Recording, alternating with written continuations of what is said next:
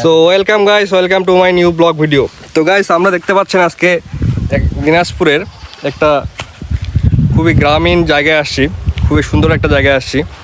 তো অনেক দিন ধরে অনেক ভিডিও করা হয় নাই, তো আজকে চলে আসছি আমরা দিনাজপুরের একটা খুবই গ্রামীণ জায়গায়।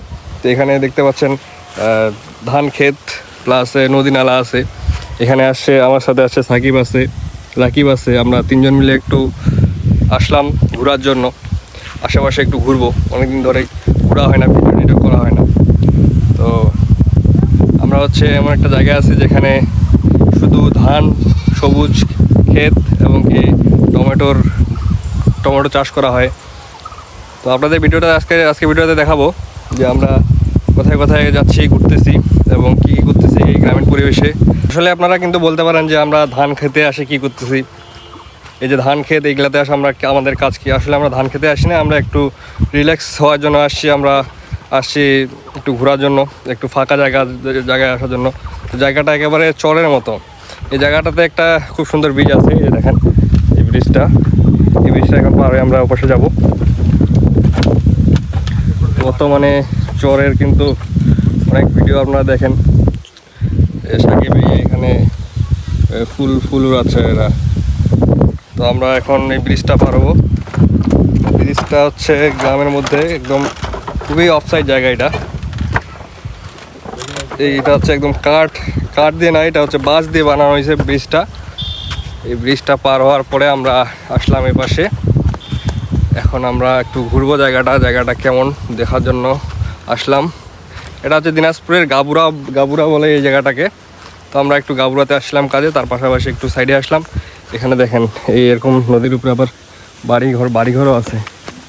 দেখেন এখানে ছাগল বাঁধা আছে, এরকম বাড়ি আছে। কত সুন্দর পরিবেশ, চিন্তা করেন। এখানে দেখেন একদম পাহাড়ের মতো অবস্থা। এই যে দেখেন, এটা পাহাড়ের মতো উঠতে হয়। তো এই মানুষগুলো কিন্তু খুব সুখী মানুষ, তাদের এরকম একটা পরিবেশে বাড়ি আছে, ঠান্ডা পরিবেশে। রাতের বেলা কী অবস্থা হয় জানি না। তো আমরা এরকম একটা জায়গায় ঘুরলাম এবং আমরা একটা কাঁচা রাস্তা দিয়ে যাচ্ছি, গ্রামের কাঁচা রাস্তা দিয়ে। এখানে গ্রামীণ পরিবেশে কত সুন্দর একটা ঔষধি গাছ। এই গাছটা মনে করেন যে নাম হচ্ছে আকন্দা, না সাকিব? হ্যাঁ, আকন্দা এরকম কিছু হবে। তো গ্রামীণ পরিবেশে এই গাছটা, আমাদের ঔষধি গাছটা কিন্তু আমরা দেখতে পেলাম। এরকম ঔষধি গাছ কিন্তু গ্রামের আনাচে কানাচে কিন্তু অনেক পড়ে থাকে। কিন্তু আমরা ওষুধ কিন্তু লাখ লাখ টাকার ওষুধ ফার্মেসি যে ওষুধ খাই, কিন্তু এগুলো দেখি না। প্রাকৃতিক জিনিস আমরা দেখি না, প্রাকৃতিক জিনিস উপকার কতটা আমরা বুঝি না। তো আমরা গ্রামে এটা জিনিস দেখতে পাইলাম। দিনাজপুরে ঘোরার মতো মনে করেন যে এই পার্কগুলো ছাড়া কোনো জায়গা নাই। এরকম ফাঁকা জায়গা থাকলে কিন্তু ভালো লাগে। আর আমরা এখন আছি হচ্ছে দিনাজপুরের গাবুরাতে একটা লিচুর বাগানে। এখানে পরিবেশটা এতটাই সুন্দর, দেখেন চারপাশে কিন্তু কোনো মানুষই নেই, মানুষজন খুবই কম। আমরা তিনজন আছি, এই যে সাকিব বসে আছে, রাকিব গাছে নিচে বসে আছে। তো এই যে ভালো লাগাটা, এটা কিন্তু কাজ করতেছে। সাকিব ওদিক চল একটু দেখে আসে যে লিচুর ফলনের এমন একটা অবস্থা, খুবই খারাপ অবস্থা। লিচু, আমাদের দিনাজপুর কিন্তু লিচুর জন্য বিখ্যাত। তো লিচুর জন্য বিখ্যাত হয়, এবার কিন্তু লিচুর ফলন খুব কম, কারণ এবার আবহাওয়াটা একটু খারাপ হয়েছে। কারণ এবার ঝড় পানি সময় হওয়ার আগে কিন্তু মনে করেন যে ঝড় তুফান কালবৈশাখ শুরু হয়ে গেছে। আর আমরা হচ্ছে এরকম একটা নিচের রাস্তা দিয়ে হাঁটে যাচ্ছি, উপরে হচ্ছে রাস্তাটা, তার পাশে হচ্ছে নদী। তো এখানে হচ্ছে আমরা লিচুর বাগান দেখতে পাচ্ছি। যেখানে আমার চাচাও আছে, ইনি হচ্ছে কিন্তু শুয়ে আছে, খুব মজা করে ঘুমাচ্ছে, আরাম। চাচা ভালো আছেন? শুনতে পাইনি হয়তো বা। আমাদের বাসাও গ্রামে, সেজন্য আমরা গ্রামের এই পরিবেশটা খুব ভালোই বুঝি। তবুও মাঝে মাঝে আসার ইচ্ছা করে। ছাগল চুরি করবি? না চুরি কর চল। আমি নিয়েছি, চল। ছাগল চুরি করার অভ্যাস কিন্তু আগে থেকে আছে, ছাগল চুরি করে কিন্তু। এই যে দেখেন ভালো করে ছেলেটা কিন্তু পাক্কা ছাগল চোর। দুজন আপু আসতেছে।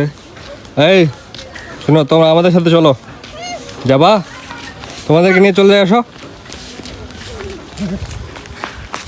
বাচ্চারা কিন্তু খুব ভয় পাই গেছে আমাদেরকে দেখে। ওরা ভাবছে যে কি না কি করতেছে, আমরা ওদের ভিডিও করতেছিলাম, ওরা ভাবতেছে যে আমাদেরকে মনে নিয়ে চলে যাবে। তো গ্রামের মানুষ কিন্তু খুব সহজ সরল হয়। আমিও একজন গ্রামের মানুষ, আমিও কিন্তু খুব সহজ সরল। হ্যাঁ, আর আমরা গ্রামের কাঁচা রাস্তা দিয়ে হাঁটে যাচ্ছি। পাশে কিন্তু আমাদের এই নদীটা থেকে আমরা আসলাম, ওই নদীটা কিন্তু পাশে।